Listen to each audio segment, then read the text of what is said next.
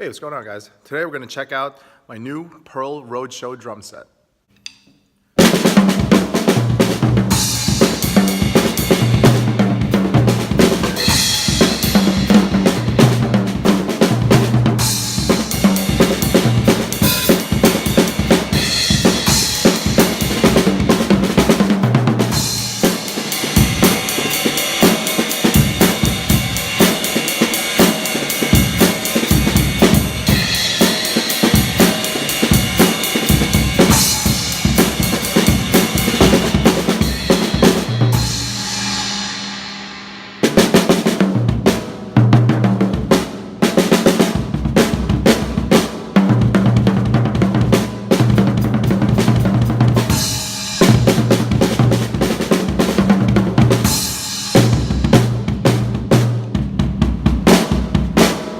This drum set's pretty awesome. I'll put the specs in the description, but so far this drum set sounds really good for the value and for the quality. You can't really go wrong with this. It's interesting because it's a smaller set, 18-inch bass drum, 10-inch rack tom, 14-inch floor tom, 13-inch snare drum. So you're a little bit limited with what you can do with it. But if you have the right player behind it, I mean, you can definitely stretch out the size of this drum set to a whole bunch of different styles of music. So right out of the box, I upgraded a few things already. Mainly the heads, and I put my own cymbals on there. For the bass drum, I have an Evans 56 EMAD, which is sort of like their answer to Remo's Fiberskin. And for the toms, I have Evans coated G2s.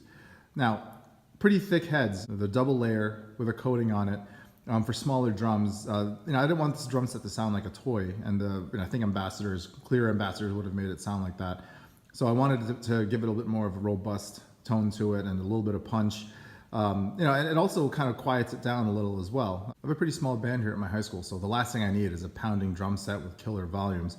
So the drum heads actually kind of mute the drums a little bit because the heads are so thick and the drums are so small, but it has enough articulation, enough punch to get the job done. The snare drum has a stock head on there. I'm probably going to switch that out to an Evans Dry or something like that because I like the sound of that.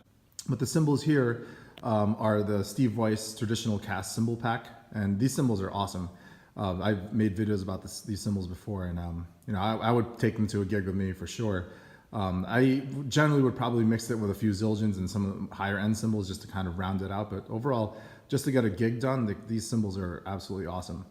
The kit comes with a hi-hat and a crash ride, and yeah, they're just they're just way less than awesome. So the hardware is pretty awesome too.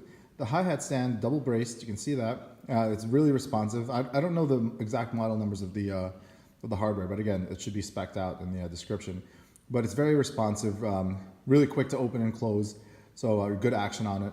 The bass drum pedal feels really good too, but the one thing I've noticed, and this is with any smaller bass drum, is that for the beater to actually hit dead center, you have to shorten the shaft so much. So it loses the top heaviness that you could be used to. Because on a 22, the bass drum beater, no matter what, is pretty much hitting dead center.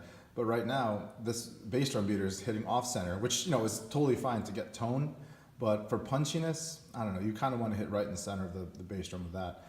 The bass drum right now is not stuffed with anything. It's just the EMAD head and the front head. That's nothing inside it. So it's doing a really good job of being punchy.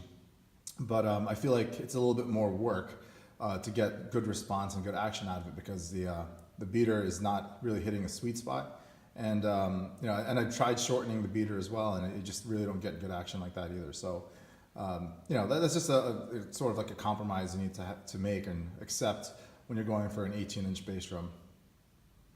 So definitely check this kit out if you run into it at Sam Ash or Guitar Center or something. I mean, for about $400, I mean, you got a lot of kit. Even though it's small, you got a good amount of volume, good amount of cut. Really easy to transport if you're gigging. So yeah, really good piece. Definitely check it out when you can. Thanks.